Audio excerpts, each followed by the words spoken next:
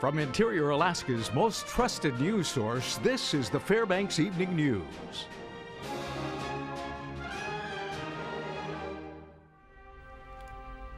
Good evening. Thank you for joining us. Tragedy struck the Iditarod Trail sled dog race in the wee hours of Saturday morning when a man driving a snow machine allegedly attacked two teams on the Yukon River, leaving one dog dead and another critically injured. 26-year-old Arnold Domotsky was arraigned Sunday afternoon in Fairbanks District Court. He faces 12 criminal charges for the incident that happened between Koyukuk and Nulato. Domotsky is accused of harassing the teams of Ali Zirkle and Jeff King. Alaska State Troopers say Domotsky came speeding upon Zirkle, hit the side of her sled, and flipped two of her dogs. Troopers say Domotsky then encountered King's team about 10 miles upriver from Nulato at speeds of 100 miles per hour. Investigation revealed Domotsky's Ski-Doo 550F collided with King's dog team, killing one dog and critically injuring another. Domotsky faces 2 felony counts of assault with a deadly weapon. During Sunday's arraignment, the judge claimed the incident could be likened to an act of terrorism while approving a $50,000 cash performance bail setting with the stipulation of a court-appointed third-party custodian and the provision that Domotsky not leave the Fairbanks North Star Borough. Could amount to be an act of terrorism, quite frankly. If the state had asked for $500,000, I probably would have granted it.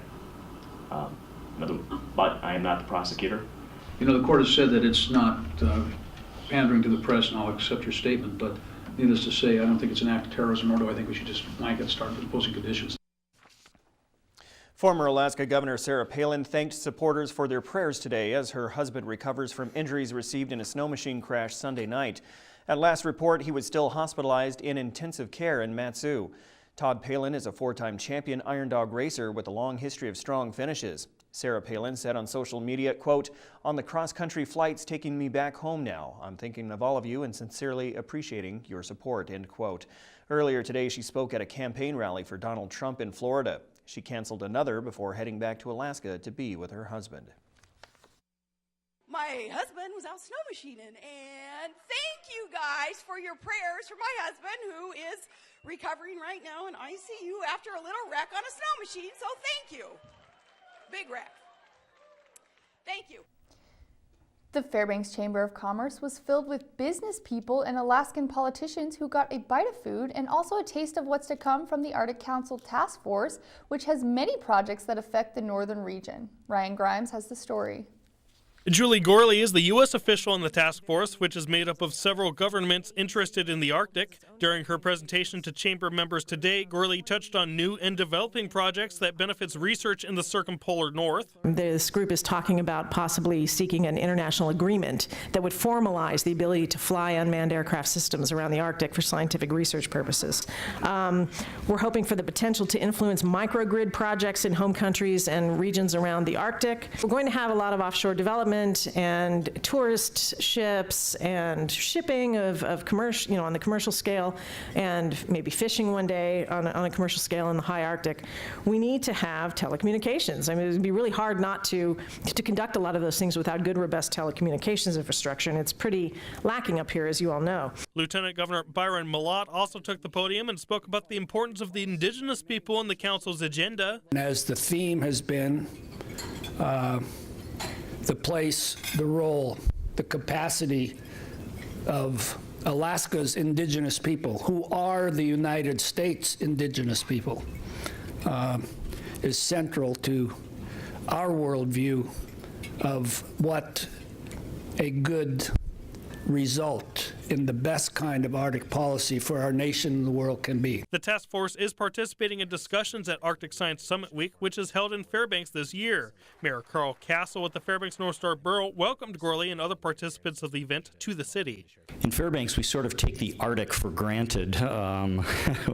We live on the edge of it, and we're known not only as the Golden Heart of Alaska, but also the gateway to the Arctic, because we are the hub and the base camp, essentially, for everything that goes on in northern Alaska. So if you're doing something north of the Alaska Range, you're probably coming through Fairbanks, and we're glad that you are. This is Ryan Grimes reporting. When we come back, representatives from across the interior gathered today at the Westmark Hotel. We'll tell you why. Also tomorrow night, the Carlson Center will play host to a gathering of visitors from all over the world as the Arctic Science Summit will be holding their banquet. Stay with us. And welcome back. Delegates of the Tanana Chiefs Conference kicked off the 2016 annual convention this morning at the Westmark Hotel right here in Fairbanks. Jamie Schwartzwald has more. Our communities, our future, the theme of the annual gathering of elders, leaders, and youth from a vast swath of interior villages. TCC President Victor Joseph will deliver his report to delegates on Wednesday. He says the address will focus on this year's theme. Our communities, our future, and it's going to be focused on that, some of the challenges that they're facing, some of the successes they're having. We're looking at some of the trends and, and how we may prepare better for the future. The morning session included welcomes from all three interior mayors. Fairbanks City Mayor John Eberhardt spoke of cooperation between the city and Native leaders, saying he would like to see more diversity on the city's police force, including the desire to hire more Alaska Natives. Eberhardt worked for TCC for 10 years prior to being elected mayor. He says this convention has a special place in his heart. It's always an honor to appear here to speak to the 42 member tribes and tribal organizations. They represent, of course, people spread throughout the Doyon region, which is an area just slightly smaller than Texas. They're also part of our Fairbanks community. That was part of my message. Byron Malott delivered his first TCC convention address as Lieutenant Governor of Alaska. His wife, Tony, is from Rampart, and he says his children spent many summer months in the interior village. He says the TCC region defines Alaska. It's a special part of the world, and the people who live here and the smaller communities up and down the Yukon and the Kuskokwim and here in Fairbanks, just incredibly Alaskan parts of Alaska. Lieutenant Governor Malott spent time during his address taking questions from those in attendance, questions surrounding the Fairbanks Four, commercial fishing, and the fiscal troubles surrounding the state. He vowed to do his part to represent rural Alaska and says he will bring concerns brought up today with Governor Walker upon returning to Juneau. Particularly in education, which the questioners themselves here emphasized is so hugely important to our collective futures. He came out with some real good messages. He was talking about fisheries. He was talking about some of the other factors and how we can get more engaged with some of the legislation that's going on, in particular with the state budget. Jamie Schwartzwald reporting. Alaska State Troopers are investigating a major theft. Custom jewelry valued at over $25,000 was reported stolen from a residence in Esther. Many of the items are unique and would be easily identified by the owner. Troopers say the theft occurred while the family was on vacation in February and part of this month. Anybody with information is asked to contact AST at 451-5100. Arctic Science Summit Week at UAF is getting ready to host the International Arctic Assembly Banquet at the Carlson Center on Tuesday night. The banquet is open to the public and features a variety of entertaining events for locals and tourists to enjoy. More than 700 people are expected to attend from 30 different countries. Some of the guests include members of the Arctic Council, ambassadors from Arctic countries, all three local mayors, and of course the scientists who make it all happen. There will also be plenty of Alaskan entertainment, including Athabascan dancers, the Fireweed Fiddle, and the Inupiaq Dance Group. For more information, check out the Arctic Science Summit Week's website at ASSW2016.org. We're just really hoping to let everybody experience a bit of what Alaska is like. For those that are from other Arctic nations or from regions other than the Arctic, and just get a sense of what Fairbanks is all about, and just a chance to have fun and meet some new people. Mm-hmm. Joe Cook is up next, and we'll have the weekend recap in sports. Could Alaska hockey keep their season alive? And where do Iditarod mushers stand? All that and more. After the break. Yeah.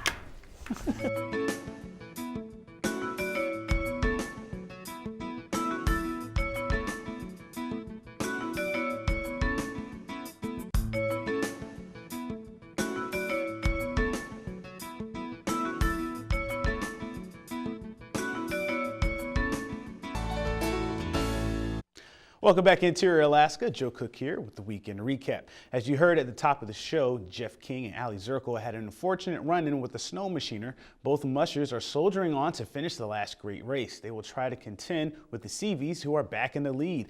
Defending champion Dallas Seavey was the first into the White Mountain checkpoint with 9 dogs at 9:48 a.m. this morning. His father, Mitch, came in at 10:27, and Brent Sass, he rolled into White Mountain at 11:40.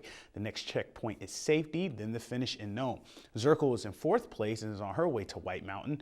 Wade Mars completes the top 5. King is in 11th place, and Ken Anderson of Fairbanks is 19th. Local legend Lance Mackey scratched with 15 dogs in Galena this afternoon, citing personal health concerns. It's just the second time he's ever scratched in 14 Iditarod runs.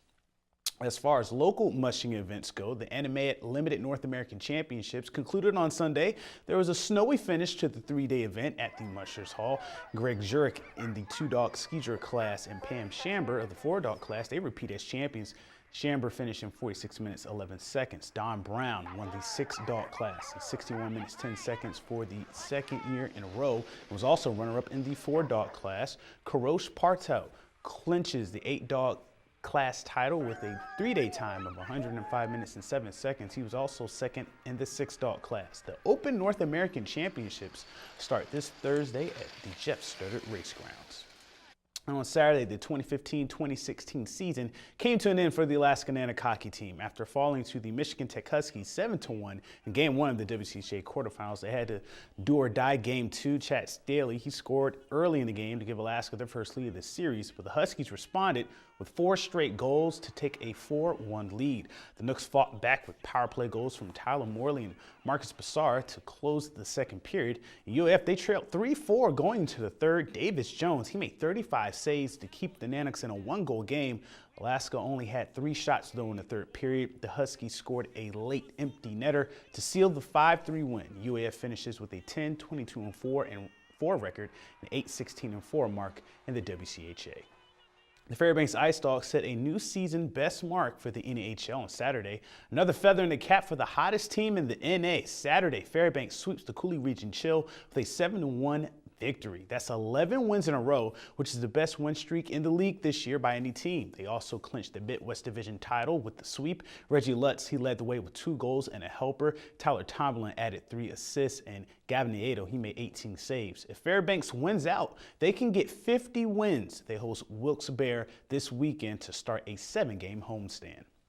In Nuuk, Greenland, it was all about Team Alaska in the 2016 Arctic Winter Games. There were some standout performances for Team Alaska. Alaska flag bearer Madeline Coe of West Valley set a new record in the 1-foot high kick, 7 feet 6 inches, and she won gold in that event. The volleyball team, they won gold in a 5-set thriller over Alberta North, led by West Valley's Stella Knox, and North Pole's Kaylee Folks also won 3 golds in wrestling for Team Alaska. Team Alaska finishes with an AWG best 216 medals. Alaska had the most gold, silver, and bronze Ulus. Yukon was second with 100. Alberta North was third overall with 88. Host Greenland had 81. The 2018 Arctic Winter Games will be in South Slave of the Northwest Territory. And we close out the weekend recap with another edition of the I-5 Interior Top 5 Plays. Starting at number 5, Xavier Udebe of Hutchison executes a nice spin move for a score against Delta in the Aurora tournament opener, 2 of his 14 points in an opening round loss to Delta. At number 4, Teresa Sample with a clutch bank shot at the first quarter buzzer, 3 of her 13 points as the Wolfpack go on to win their 3rd straight MAC title, 62-53 over Lathrop. Number 3, Davis Jones makes 35 saves in Alaska's final game of the season. He had a series of nice ones as the Nooks tried to rally, but Michigan Tech wins 5-3 in Game 2 of the WCHA quarterfinals. Coming in at number 2, Daniel Hornbuckle plays beat the buzzer, pulls up and hits a 3 to end the first quarter for West Valley. He had 20 points as West Valley repeats as MAC champs, 59-53 over Lathrop. And at number 1, Raul Rivera with the full court touchdown pass to Josh Helkin, who finishes with the hoop and the harm as Delta upsets Monroe in the Aurora title game to get their first region title in 22 years. To vote for the play of the week, click on your favorite play on the I-5 poll on webcenter11.com. You can also comment on the KTVF Facebook and YouTube post and at KTVF11 Sports on Twitter for your vote. The play of the week will be revealed this Friday. The I-5 Sports Report is brought to you by Adient Orthopedic Physical Therapy. And that'll do it for sports tonight. Thanks for watching. Mike Schultz is next with weather, and we'll catch you next time. Hey everyone, welcome back into Monday Night Weather. Mike Schultz with you once again. Hope you had yourself a good weekend. We did get the snow we were talking about last week. Expected a little bit of light dusting, and we got just exactly that. It looks like a little bit more possibility of snow tomorrow night. We'll talk about that just a bit. In fact, what we're going to be talking about tonight, flurries off and on throughout the night, and then again tomorrow, there is a chance of some actual snow tomorrow night. We might even measure it about an inch or so at the most.